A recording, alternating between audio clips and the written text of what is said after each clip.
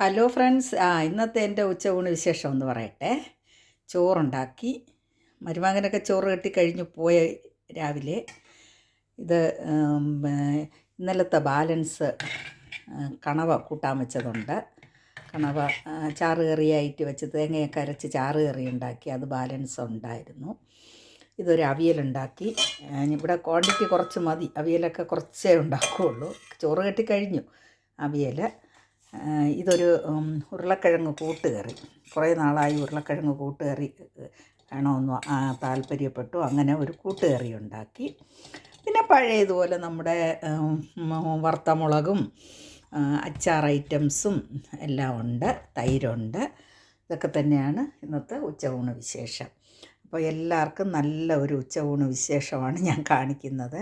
അപ്പം എല്ലാവരും എൻ്റെ വീഡിയോ ഒക്കെ കാണുന്നുണ്ടല്ലോ. എനിക്ക് നല്ല പ്രോത്സാഹനം തരുന്ന എല്ലാവർക്കും എനിക്ക് വളരെയധികം നന്ദിയുണ്ട്. ഓക്കേ.